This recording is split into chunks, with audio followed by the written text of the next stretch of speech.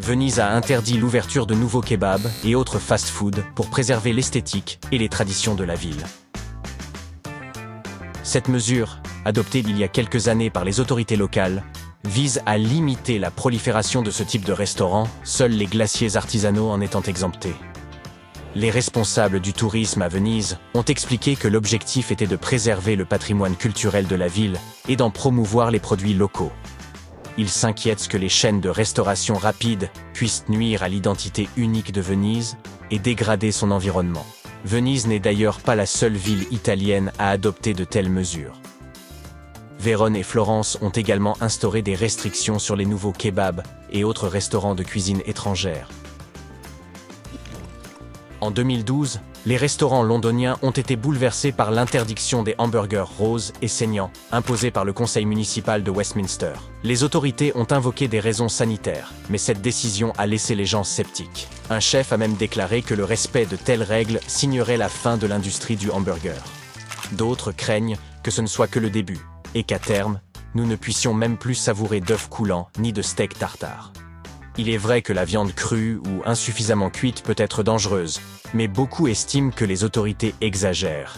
Cependant, avec des précédents comme l'épidémie de la maladie de la vache folle à l'esprit, il est clair que le Conseil fait preuve de prudence. Par ailleurs, il est également interdit de commander un burger saignant en Nouvelle-Zélande en raison de préoccupations similaires liées à de dangereuses bactéries. Le poisson globe, une délicatesse japonaise, est réservé aux plus téméraires. Ses organes internes, notamment son foie, contiennent de la tétrodotoxine, un poison particulièrement violent. Celui-ci peut pénétrer dans votre corps de diverses manières, par une coupure dans l'épiderme, par inhalation et bien sûr par ingestion. En principe, la consommation d'un tel poisson est mortelle. Mais les chefs japonais sont formés pour retirer les parties toxiques du fugu, un mets coûteux et raffiné. Aux États-Unis, il est presque totalement interdit et seuls quelques établissements détenteurs d'une licence spéciale sont autorisés à en vendre. Sachez aussi qu'il n'y a pas que le poisson globe qui contienne ce poison. La plupart des pieuvres et des seiches en possèdent également. Le casumarzu, surnommé le fromage pourri en italien, est sans grande surprise interdit aux États-Unis, mais pour les aventuriers, direction la Sardaigne, au large de l'Italie. Ce fromage est élaboré à partir de lait de brebis et possède une particularité bien à lui. Des mouches spéciales y pondent leurs œufs. Les larves de ces mouches se développent en une quarantaine de jours, après quoi on laisse le fromage reposer pendant 2 à 3 mois. Les asticots aident ainsi à le décomposer, lui conférant une texture unique et une saveur piquante.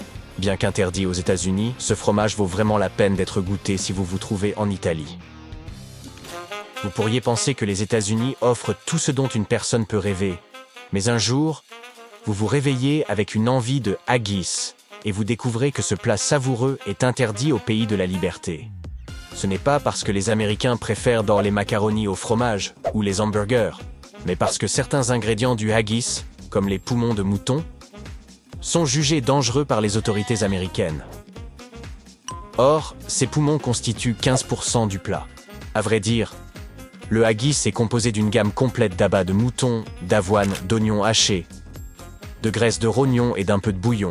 C'est un plat à la texture rugueuse et friable, agrémenté d'épices. Si cette description vous donne envie, offrez-vous un petit week-end à Édimbourg. Malheureusement, le haggis n'est pas le seul plat européen interdit dans certaines parties du monde. Le boudin noir et d'autres plats similaires sont également proscrits aux États-Unis, pour des raisons sanitaires. Cependant, ne croyez pas ceux qui disent que les Canadiens ont interdit le soda Irn-Bru et la sauce marmite. Les autorités canadiennes ont démenti ces rumeurs il y a des années. Désolé, amis gastronomes, mais en Suède, il n'y a pas assez de place pour les chocolats M&M's et Marabou. C'est un véritable duel au soleil façon western entre ces friandises marquées de la lettre M. Alors, qui a gagné cette bataille des marques? Les chocolats Marabou. Bien entendu. Présents depuis les années 50, ils ont résisté à l'arrivée des M&M's en 2009. En 2016, dans un formidable rebondissement, un tribunal suédois a statué que Mars ne pouvait pas vendre de M&M's avec ses M minuscules sur l'emballage. Donc, si vous avez des envies de M&M's aux cacahuètes en Suède, vous devrez vous contenter de la version avec des M majuscules. L'Organisation mondiale de la santé, OMS, a récemment décerné des certificats de validation au Danemark, à la Lituanie, à la Pologne, à l'Arabie Saoudite et à la Thaïlande pour avoir éliminé les graisses trans de leurs aliments. Ces graisses sont nocives pour la santé et relativement faciles à éliminer, ce qui en fait une mesure de politique nutritionnelle simple mais essentielle au niveau national. L'OMS a ainsi lancé un nouveau programme qui délivre des certificats aux pays éliminant les graisses trans, à l'image de ceux délivrés pour l'éradication de maladies telles que la polio et la variole. La viande de cheval est interdite dans de nombreux États américains, principalement pour des raisons éthiques. Il est considéré comme cruel de consommer de la viande de cheval dans ce pays. De plus, certains pensent que des raisons de sécurité justifient également cette interdiction, car la viande de cheval peut contenir diverses toxines qui la rendraient un peu saine. Les Américains raffolent du saumon. Mais saviez-vous que les saumons d'élevage américains devaient leur couleur corail à un caroténoïde synthétique appelé astaxanthine? Ce produit chimique est même interdit à la consommation dans certains pays comme l'Australie et la Nouvelle-Zélande. Et que dire du lait consommé par les Américains? À moins d'être étiqueté spécifiquement, il est traité au moyen d'hormones artificielles, RBST ou RBGH, pour augmenter la production. La FDA affirme qu'il n'y a aucune différence dans le lait, mais des pays comme le Canada et ceux de l'Union européenne ont interdit ces hormones. Aux États-Unis, le poulet est lavé au chlore pour réduire le risque de maladies telles que la salmonelle. Cela semble plutôt incongru.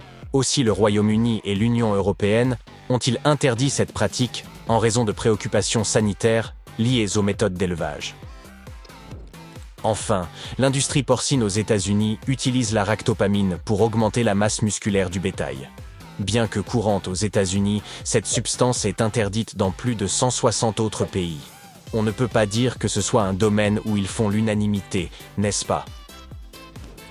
La prochaine fois que vous savourerez des Swiss Rolls, rappelez-vous que les colorants alimentaires, jaune 5 et rouge 40 qu'ils contiennent sont jugés problématiques en Europe et comportent des avertissements pour les enfants. En effet, ces colorants sont interdits dans au moins 2 pays européens, l'Autriche et la Norvège. D'autres pays exigent un étiquetage spécifique sur l'emballage. De nombreux produits à base de pain aux États-Unis, comme les croissants, les bâtonnets de pain perdu et les petits déjeuners pré-tranchés, utilisent de l'azodicarbonamide en guise d'agent blanchissant.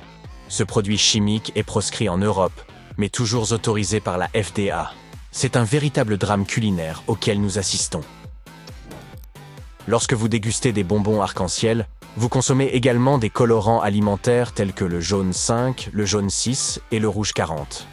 Ces colorants ont été associés à de sérieuses complications médicales, et l'Europe exige donc des étiquettes spéciales sur les emballages qui en contiennent, car ils peuvent avoir un impact sur l'activité et l'attention des enfants. Dans des pays comme la Norvège et l'Autriche, le jaune 5 est totalement interdit. En 1996, la FDA a approuvé l'Olestra comme substitut de graisse dans les snacks et les chips, afin que l'on puisse grignoter sans se sentir coupable.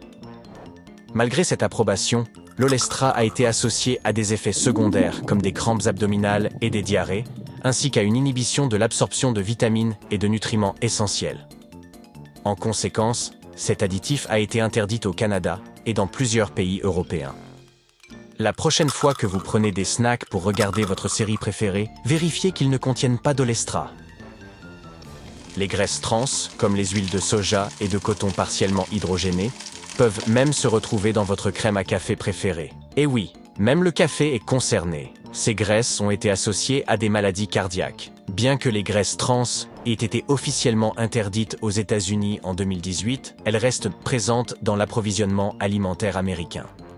Outre les États-Unis, plusieurs autres pays ont également imposé une limite stricte sur les graisses trans, parmi lesquelles la Suisse, l'Autriche, la Hongrie, l'Islande, la Norvège et le Danemark.